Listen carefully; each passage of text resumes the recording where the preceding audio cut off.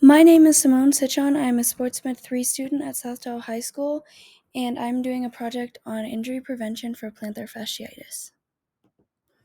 My patient's name is Milan Riva. Milan is a sophomore at South Dallas High School, and she has been dealing with plantar fasciitis since she was in 7th grade and was playing soccer, dancing, running cross country, and track. It has been a reoccurring problem with her for many years. She doesn't have much pain at the moment, but she's moving into basketball season from soccer, and the change of surface and change of shoe that she wears worries her for her plantar fasciitis spiking. What plantar fasciitis is? Plantar fasciitis is pain in the heel due to inflammation of the thick band that runs on the bottom of the foot, which is called your plantar fascia. Plantar fasciitis is small micro tears of that tissue and tension and stress on the fascia. It is more of a stabbing pain. It's a dull pain through most of the day, but if you step on your foot wrong and when you wake up, it is a sharp stabbing pain. It's a lot worse in the morning. It's very common in runners, and it's usually caused by poor foot mechanics, which is flat feet or collapsed foot, and a high arch or atypical walking, which is if you have a limp, maybe due to a hip or a knee injury, it can affect how you're walking and putting pressure on your foot in the wrong way. So, arches. Here we have some different pictures. On the top left, we have a normal arch compared to a flat arch. So, that is where your foot collapses. So, you can see right underneath that how the medial side of the ankle rolls in, causing that flat arch, which puts pressure on the plantar fascia and can cause the pain from plantar fasciitis. On the right side, you can see a normal arch compared to a high arch. And some people are just genetically born with high arches, and it's not a problem for everyone, but after a while, it can develop to some pain. In the bottom right corner, you can see all of the arches compared. So we have flat foot, which is the most common with plantar fasciitis. We have a normal foot, which is a normal foot. And then we have the high arch, which it's pretty common in dancers, but it doesn't always cause that many problems as flat arch does. What to do?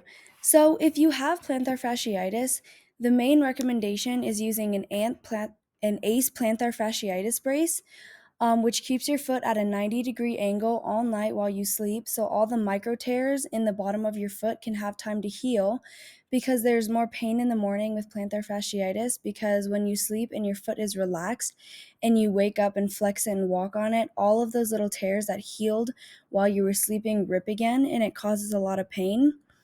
Um, to help prevent it or to ease the pain, stretching and rolling out the bottom of your foot is the best thing to do.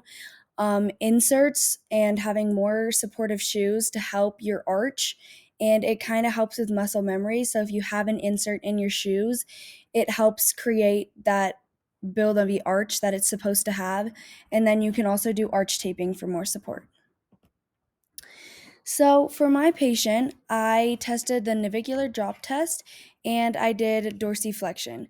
So for navicular drop test, I find her navicular in her foot with no pressure on it, which is the picture on the left. And then I have her put full pressure on her foot, just on that leg, which is her right leg, which is the one that's hurt. And I can see that her navicular dropped to down here when it's not really supposed to drop. And so that is what her flat foot is. She has collapsed arch because it drops there.